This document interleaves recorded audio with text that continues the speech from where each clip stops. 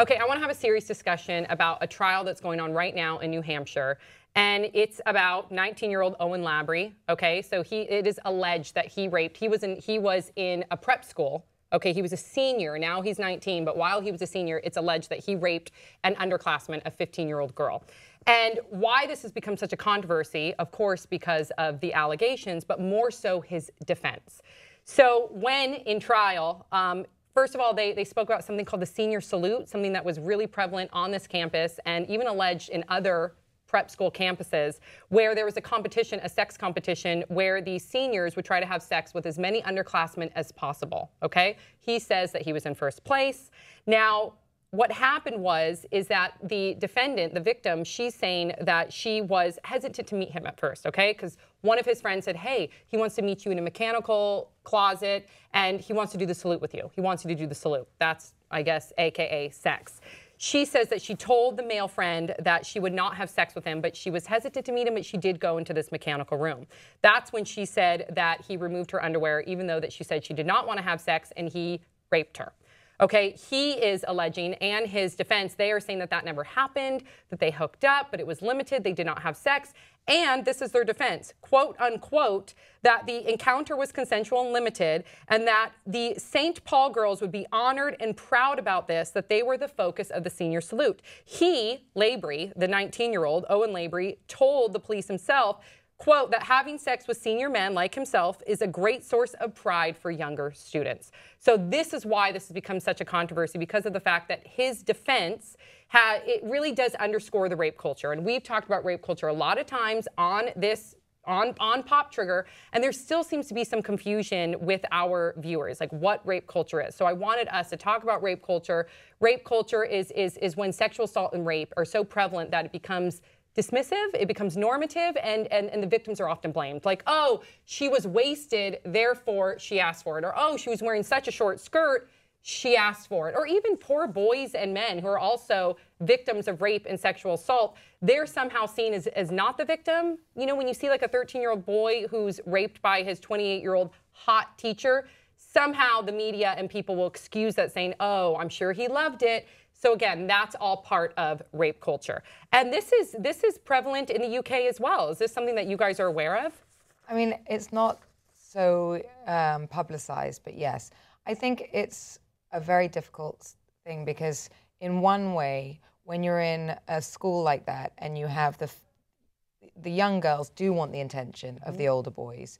And so they dress for it. That's why I went to a girls' school, so we didn't have that thing of having to get dressed to go to school, to feel the pressure, to look good, to make an impression. But I completely see both sides that, you know, these schools make you grow up so much quicker, and that peer pressure would play such a huge part in this, and that a younger girl would feel, you know, good to have the attention of the older boy. Yeah. And, you know, that this would be played upon. So it's a really, really difficult thing, because unless you're in that closet, how do you really know what went on? That's true. You do have to look at both sides of the picture, but we also... I feel less inclined to believe him because she's bringing charges. Yeah, no, you know? Absolutely. Like, no benefit of the doubt. Either way, like, there's a moment during when you're explaining the story where I'm like, what is the thing I want to focus on out of all of this? Because I don't want to focus on like things where I don't know what happened, yes or no. That's why we have a process to figure out. There's a trial. But I do want to, the thing I want to focus on is the whole idea of the senior salute. Like, essentially what this does and how it fits into the concept of rape culture is it literally is institutionalizing a dynamic where, and solidifying and making, you know, like a dynamic where the underclass women are looking for validation in a sexual activity from an older guy. So there are plenty of things you can look for in a sexual activity, but if validation is one of them, you're making a mistake. If it's, I'm attracted to this person and I want a little how's your father, then do it. Mm-hmm. You got to watch a previous episode.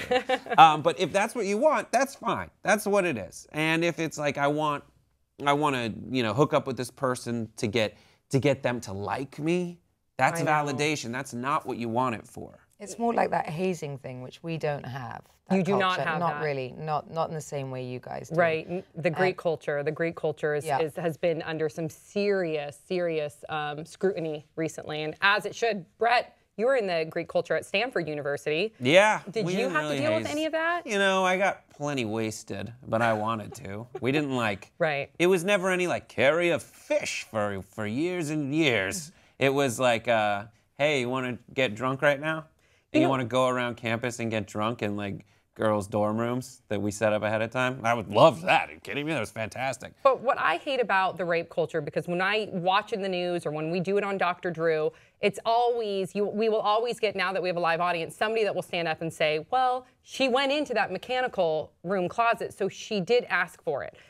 And here's where we have to address the fact that, we have to talk about consent. Just because somebody, let's say in the beginning of their sexual act that they consented to it, doesn't mean that they can't change their mind midway. At any point, when a male or a female says no, they are withdrawing their consent, okay? If they are wasted, they are not legally able to authorize consent. So people need to, I think, understand consent a little bit more, or they're just using that as their excuse. And also, I don't like the whole blame the victim thing. I don't like because she's wearing a skirt that she asked for it. Why not teach your son or daughters not to rape?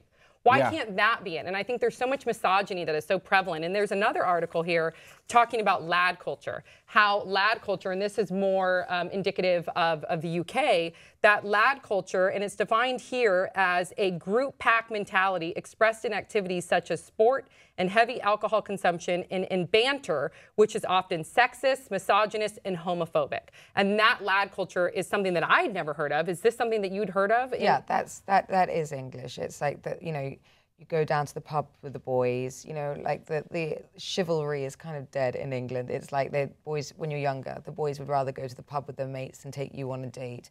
And then you'd go to a date, you'd meet them at the pub, there'd be a pack of boys, and then they'd be like, ooh, you know, look at her. And it'd be this whole sort of thing. And that's what that is. And I think that's more prevalent in the UK than the hazing and the... Yeah. How do we improve bros. upon We call this? those bros. So that's like broing out. But then when you bro out, you don't have to be homophobic. You don't have to have these racist, misogynistic, you know, labels or terms either. So like, I've had a lot of guy friends that go bro out. You bro out. My husband will bro out. But like, that's not what it is. there's a difference between broing out and like a group of bros. Yeah. You need to teach your sons to respect women. Thank you. And if they respect their mothers and they respect the women in their lives, they won't behave this way. Amen. Absolutely. It starts with the parenting. And I think if we can somehow have more education within these prep schools, within these colleges, to educate on what exactly constitutes consent, and also just kind of reestablishing boundaries, right? Yeah. And it's also so difficult. Like, if you read like the facts of this case we're talking about, I mean, I don't know who's going to prove what. Right. That's the problem. I know, because... And so I have to say, like, if I want to offer like a focused thing to say, it would be, guys don't rape, first of all, and women don't rape, people don't rape. And like, there are things that folks present to us in high school that are givens, that just seem like they've been that way forever.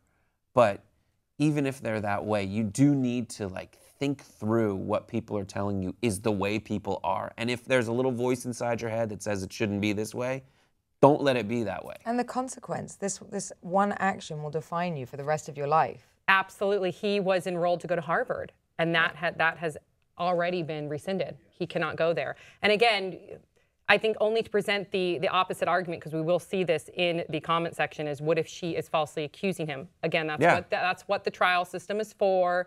And but oftentimes, you know, it's a very small percentage when a victim comes out and falsely accuses somebody. And we'll go this far and go through so much. Yeah. It's a very small percentage because they don't want to be stigmatized. In fact, 80% of victims don't come forward. Yeah, Only 18% come forward. And I honestly have not found something I'm confident in as the right way for me to approach that specific dynamic. Yeah. Like, if someone in the comment section below can say, like, here's a great way to look at it, because for me, it's like, I don't want to say to everyone, like, the guy always did it or the Right. girl always did it. I don't know how to say, like, let's have faith in the legal system because it's a he said, she said at this point. Like, what do we do? I know. I don't That's know. true. That's really, really hard. It's sad. It's sad because at the end of the day, you never want to blame the victim, but then there has been stories like the Rolling Stones magazine whole incident, which was horrific in its own right because, so I don't know. But again, if you look at history, if you look at statistics, way more oftentimes than not, the victims, it's hard enough for them to come forward. And if they do come forward, there's a lot of validity in that as well. But we'll wait to see how it plays out. But I think the broader and the more important conversation here, which we all addressed, was the rape culture and how we can improve upon that and just be better. So Caroline, thank you so much for joining us today. Thank you. You guys can watch Caroline season 2 of Ladies of London on Bravo. It premieres Monday, September 7th on 10 p.m. We'll see you guys next time on Pop Trigger.